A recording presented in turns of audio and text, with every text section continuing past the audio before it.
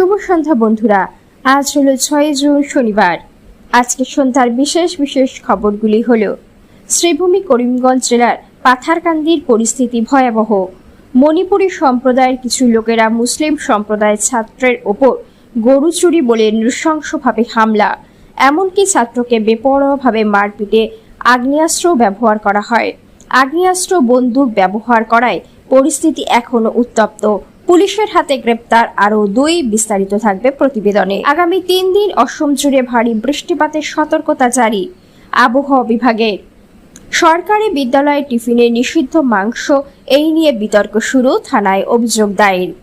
আত্মনির্ভর অসম গঠনের লক্ষ্যে ঐক্যবদ্ধভাবে কাজ করার বার্তা কৃষ্ণেন্দু পাল ও কৌশিকের। এবং নিট পরীক্ষার প্রশ্নপত্র ফাঁস ইস্যুতে দিল্লিতে বিক্ষোভ প্রদর্শন, শিক্ষামন্ত্রীর পদত্যাগের দাবি। তাহলে বিস্তারিত খবরে যাওয়ার আগে অবশ্য ভিডিওটিতে একটি লাইক দিয়ে চ্যানেলটি সাবস্ক্রাইব করুন এবং ফেসবুক পেজে দেখে থাকলে পেজটি ফলো করে ভিডিওটি শেয়ার করুন, যাতে সঠিক খবরগুলি সবার কাছে পৌঁছতে পারি। এবার শুনুন আজকের খবরের বিস্তারিত। প্রথম খবর, মব লিঞ্চিং এর প্রতিবাদে দ্বিতীয় দিনও উত্তাল পাথারকান্দি, গ্রেপ্তার আরও 2। গরু চুরির সন্দেহে 2 ব্যক্তিকে গণপিটুনির ঘটনাকে কেন্দ্র করে দ্বিতীয় দিনের মতো উত্তাল হয়ে উঠল পাথারকান্দি। শনিবারও হাজারো মানুষের অংশগ্রহণে বিশাল প্রতিবাদ মিছিল ও অবস্থান কর্মসূচির আয়োজন করা হয়। ঘটনার তীব্র নিন্দা জানিয়ে বিক্ষোভকারীরা দোষীদের দ্রুত গ্রেপ্তার এবং কঠোর শাস্তির দাবি জানান। সকাল থেকেই পাথারকান্দি ও আশেপাশের বিভিন্ন এলাকা থেকে ছাত্র, যুবক, ব্যবসায়ী, শিক্ষক, সমাজকর্মী এবং বিভিন্ন সংগঠনের প্রতিনিধিরা শহরে জড়ো হন। পরে একটি শান্তিপূর্ণ মিছিল শহরের বিভিন্ন গুরুত্বপূর্ণ সড়ক পরিক্রমা করে। মিছিল চলাকালীন দোষীদের গ্রেপ্তার করো, আইনের শাসন প্রতিষ্ঠা করো এবং সাম্প্রদায়িক সম্প্রীতি রক্ষা করো ইত্যাদি স্লোগানে মুখরিত হয়ে ওঠে গোটা এলাকা। বিক্ষোভকারীরা হাতে ব্যানার, প্ল্যাকার্ড ও কালো পতাকা নিয়ে প্রশাসনের দৃষ্টি আকর্ষণ করেন। পরবর্তীতে একটি প্রতিনিধি দল প্রশাসনের উদ্দেশ্যে স্মারকলিপি প্রদান করে। স্মারকলিপিতে নিরপেক্ষ তদন্ত, দ্রুত গ্রেপ্তার এবং ঘটনার সঙ্গে জড়িত সকলের বিরুদ্ধে কঠোর আইনানুগ ব্যবস্থা গ্রহণের দাবি জানানো হয়। প্রতিবাদ সভায় বক্তারা বলেন, পাথারকান্দি দীর্ঘদিন ধরে সাম্প্রদায়িক সম্প্রীতি ও সহাবস্থানের জন্য পরিচিত। জনতার হাতে আইন তুলে নেওয়ার প্রবণতা কোনো সভ্য সমাজে গ্রহণযোগ্য নয়।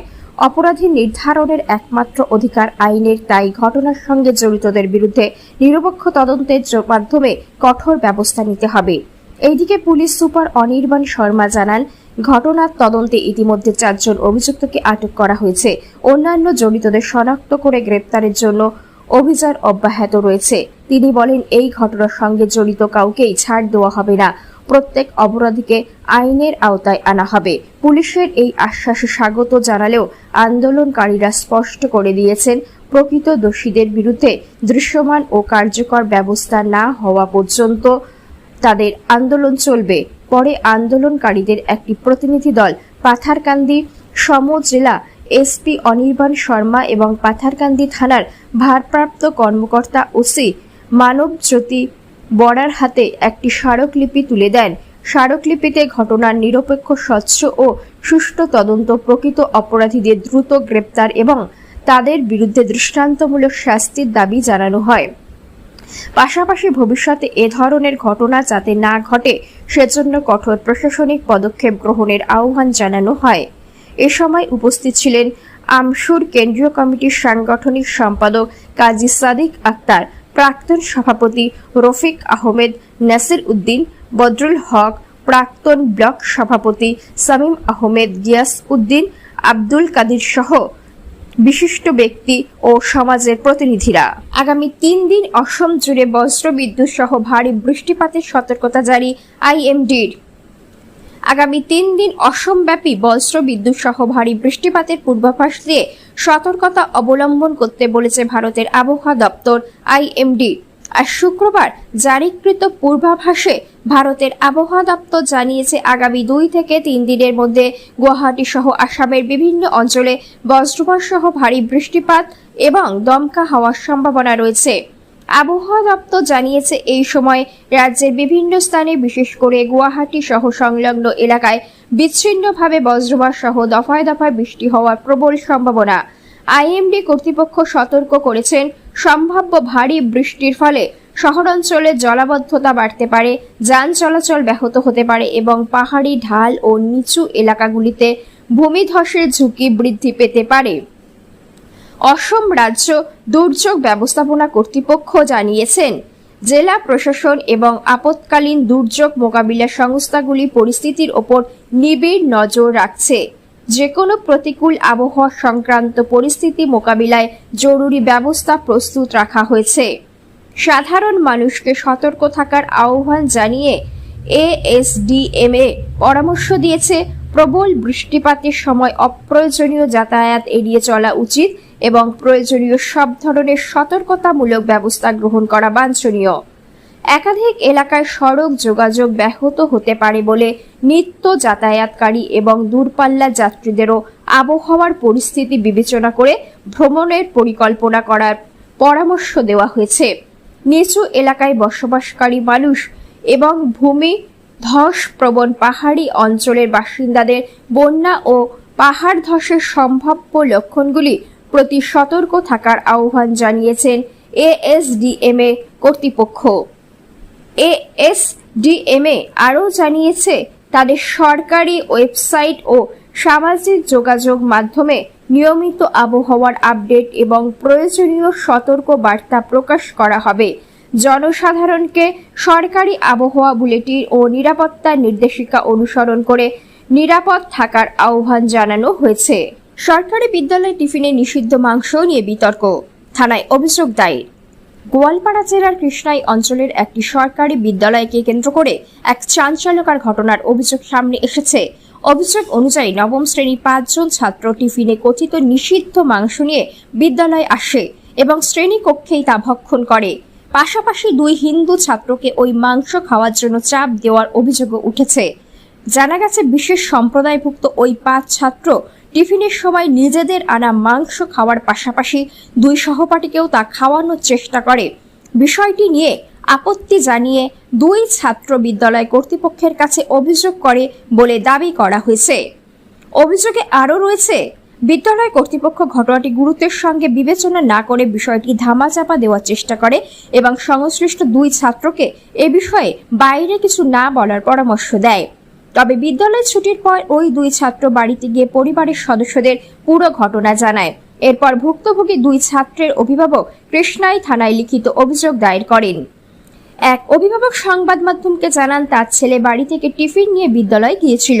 টিফিন খাওয়ার সময় কয়েকজন ছাত্র তাদের আনা মাংস খাওয়ার জন্য জোরাজুরি করে। এতে অস্বস্তি বোধ করে 2 ছাত্র সরাসরি বিদ্যালয়ের অফিসে গিয়ে অভিযোগ জানায়। তবে শিক্ষকরা বিষয়টি পরিবারকে না জানানোর পরামর্শ দিয়েছিলেন বলেও তিনি দাবি করেন। অভিভাবকদের মতে, এই ধরনের ঘটনার জন্য শুধু সংশ্লিষ্ট ছাত্ররাই নয়, তাদের পরিবারগুলোও দায় রয়েছে। এইদিকে বিদ্যালয়ের টিফিন হিসাবে মাংস নিয়ে আসা এবং তা নিয়ে সহপাঠীদের ওপর চাপ সৃষ্টি করার অভিযোগকে কেন্দ্র করে কৃষ্ণাই এলাকায় ব্যাপক চাঞ্চল্যের সৃষ্টি হয়েছে। ঘটনার তদন্ত শুরু করেছে কৃষ্ণাই থানা। তবে অভিযোগের সত্যতা এবং ঘটনার প্রকৃত পরিস্থিতি সম্পর্কে পুলিশের পক্ষ থেকে আনুষ্ঠানিকভাবে এখনো কোনো বিবৃতি দেওয়া হয়নি। আত্মনির্ভরশীল অসম গঠনের লক্ষ্যে ঐক্যবদ্ধভাবে কাজ করার বার্তা। মুখ্যমন্ত্রী হিমন্ত বিশ্ব শর্মার নেতৃত্বে উন্নত ও আত্মনির্ভরশীল অসম গঠনের লক্ষ্যে ঐক্যবদ্ধভাবে কাজ করার বার্তা দিলেন রাজ্যের নবনিযুক্ত মন্ত্রী ও জনপ্রতিনিধিরা। শুক্রবার শপথ গ্রহণ অনুষ্ঠানের পর পারস্পরিক শুভেচ্ছা বিনিময়ের মধ্যে দিয়ে রাজ্যের উন্নয়ন যাত্রাকে আরও গতিশীল করার প্রত্যয় ব্যক্ত করেন মন্ত্রী কৃষ্ণেন্দু পাল, পীযূষ হাজারিকা, জয়ন্ত মল্ল বড়ুয়া ও কৌশিক রায়। শপথ গ্রহণের পর মিনিস্টার কলোনিতে অনুষ্ঠিত সৌহার্দ্যপূর্ণ মত বিনিময় ও শুভেচ্ছা বিনিময়ের পরিবেশ রাজনৈতিক মহলে ইতিবাচক বার্তা বহন করে। উপস্থিত বিজেপি নেতাকর্মীদের মতে, সুশাসন, জনকল্যাণ এবং অবকাঠামোগত উন্নয়নের কর্মসূচিকে আরও শক্তিশালী করতে সকলেই একযোগে কাজ করার অঙ্গীকার করেছেন। মন্ত্রীদের পাশাপাশি বিধায়ক হিসাবে মালাকার সহ একাধিক জনপ্রতিনিধি মুখ্যমন্ত্রীর উন্নয়নমূলক ভাবনাকে বাস্তব রূপ দিতে সক্রিয় ভূমিকা পালন করছেন। তাদের সম্মিলিত প্রচেষ্টায় রাজ্যের বিভিন্ন অঞ্চলে স্বাস্থ্য কেন্দ্র, শিক্ষা প্রতিষ্ঠান, যোগাযোগ ব্যবস্থা এবং জনকল্যাণমূলক প্রকল্পের কাজ দ্রুত গতিতে এগিয়ে চলেছে। রাজনৈতিক বিশ্লেষকদের মতে প্রাক্তন মুখ্যমন্ত্রী সর্বানন্দ সোনোয়াল এবং বর্তমান মুখ্যমন্ত্রী হিমন্ত বিশ্ব শর্মার নেতৃত্বে গত এক দশকে আসামে উল্লেখযোগ্য উন্নয়ন সাধিত হয়েছে।